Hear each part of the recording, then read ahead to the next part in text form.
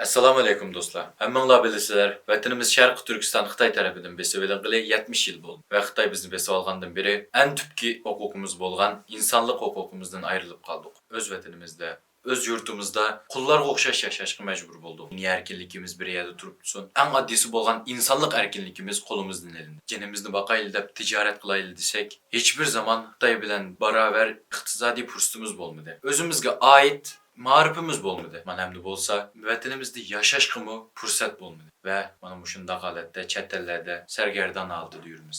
Shundaq vaqtda menga o'xshash yoshlar, Sharq Turkiston o'g'il qizlari vatan uchun nima ishlarni qila oladi? Nima ishlarni qilish kerak degan tema haqida o'ylanib boqishimiz lozim. Shunglashqa men bu haqida biroz o'ylanib baqdim va bir qancha nuqtalarni sizlar bilan o'rtoqlashmoqchi. Birinchi, yaxshi o'qish. Bilaman, yaxshi o'qish desa, hozir natija qilganlarning besh og'riydi. Ammo shuni bilishinglar kerakki, bir inson o'qimay turib, vatanimni yaxshi ko'raman, vatanimni so'yaman, vatanimni qutuldiraman degan gaplarning hammasi bekor. Ahmoqonalik.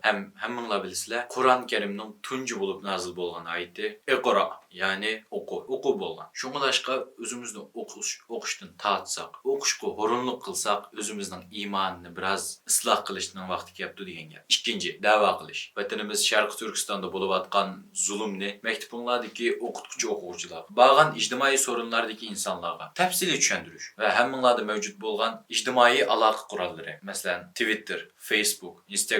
Muşulardan vatanimiz Sharq Turkiston bilan munosabatlik uchurlarni, xabarlarni ham bahirlish orqali vatanimiz Sharq Turkistonni teximcha kishining tunishiga sabab bo'la olasizlar. Uchinchi, o'z tariximizni bilish. Bir inson o'z tarixini bilmay turib, o'zining kimligini asla bilolmaydi. Mana shundoq bo'lsa-mu, yana ko'plagan insonlarimiz qo'liga shu tarix bilan munosabatli kitob materiallarini elib misamaydi. Nimishqa deb so'rasang javobini aytadi. Mening qilg'im yo'q. Tarixga qiziqmayman, tarixni yaxshi ko'rmayman degandek. Ammo shuni bilishing kerakki, sen bir Uyg'ur bo'lish suputing bilan vataning Sharq Turkistonning tarixini cho'qim bilishing lozim. Az avval deganimdek, bir inson o'zining tarixini bilmay turib, o'zining kimligini bilolmaydi. Shunglashqa, yaxshi ko'rsangmi, yaxshi ko'rmasangmi, cho'qim o'qishing kerak. Eng bo'lmadi deganda bu tordan izlanib narsalarni bila olishing mumkin. Ya'ni men shuni demoqchi, agar bilay desa, qila oladigan noyatijiq yo'llar bor. Ammo aksichi bo'lgan odamlarning qilmaslik uchun noyatijiq bahonalari bor. Shunglashqa, bahona ko'rsatishni to'xtatib, vatanimiz Sharq Turkiston uchun qadam atayli. Balki shu jasur yigitlarning, jasur ajdodlarimizning